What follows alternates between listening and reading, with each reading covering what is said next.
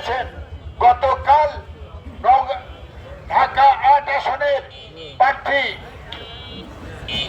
ইনকলাব দলের মঞ্চের প্রার্থী স্বতন্ত্র প্রার্থী কেউ কেউ বলছেন তার উপরে হামলা চালিয়েছে, গুলিবর্ষণ করেছে।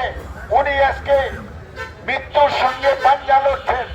সব কিছুর উদ্দেশ্য একটাই, দেশে যেন কোনো নির্বাচন হতে না পারে, দেশে যেন গণতান্ত্রিক প্রক্রিয়া চালু হতে না পারে, দেশের মানুষের অধিকার যাতে না পারে, এই একটি ষড়যন্ত্র নিয়ে আগামী দিনে এই নির্বাচনকে বন্ধ রাখার, বানচাল করার একটা ষড়যন্ত্র।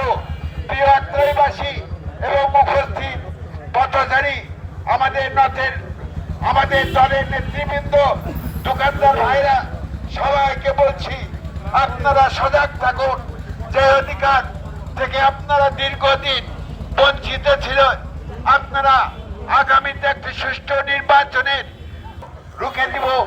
আমরা জাতীয়তাবাদী দল স্বাধীনতার পক্ষের একটা শক্তি, বাংলাদেশের গণতন্ত্রের পক্ষের হচ্ছে শক্তি।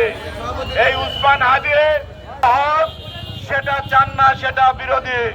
তাই বাংলাদেশের স্বাধীনতাকে যারা বিষ করেছে হত্যার উদ্দেশ্যে সংগ্রামী